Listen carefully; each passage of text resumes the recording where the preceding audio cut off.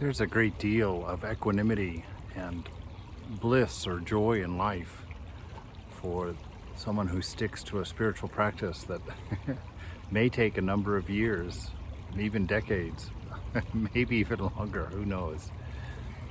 But one of the beautiful states that one can experience through that practice is this eye of seeing love everywhere, of seeing the divine in everything.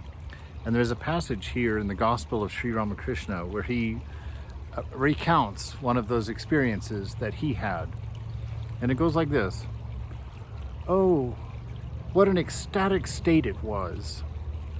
Even the slightest suggestion would awaken my spiritual consciousness. I worshipped the beautiful in a girl of 14 years old. I saw that she was the personification of the very Divine Mother. At the end of the worship, I bowed before her and offered a rupee at her feet.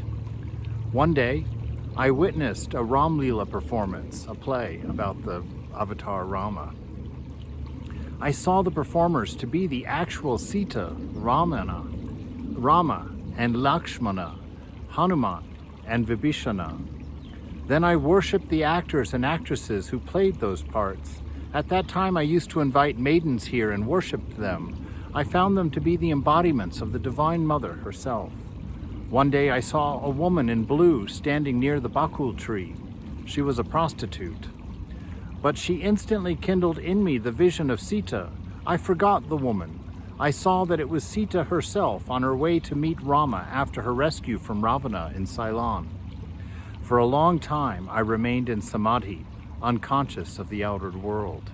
This samadhi is an enraptured state in the divine thought.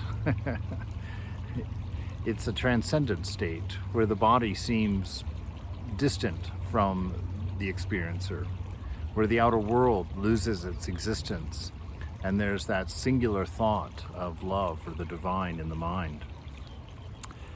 He says here, "Another day I had gone to the Maidan, which is a park in Calcutta, for fresh air. A great crowd had assembled there to watch a balloon festival. Suddenly, I saw an English boy leaning against a tree. As he stood there with his body was bent in 3 places in that pose of Krishna, with the hips cocked and the leg crossing the other and the arm bent up playing the flute.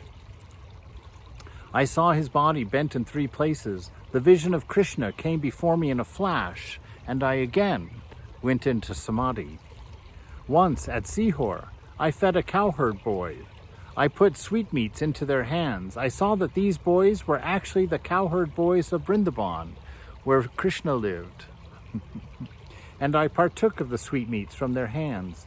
At that time, I was almost unconscious of the outer world. Mathur Babu kept me at his Jan Bazar mansion for a few days. While living there, I regarded myself as the handmaid of the Divine Mother. The ladies of the house didn't feel bashful with me at all. They felt as free before me as women feel before a small boy or girl. I used to escort Mathur's daughter to her husband's chamber with the maidservant. Even now, the slightest thing awakens God consciousness in me. Rakal used to repeat the name of God half aloud. At such times, I couldn't control myself. It would rouse my spiritual consciousness and overwhelm me." What a beautiful mind. A mind that is so closely associated with love, with the divine, with God. I'm so reserved about using the word God because it means so many things to people, and some of those meanings are quite traumatic from the culture we grow up in.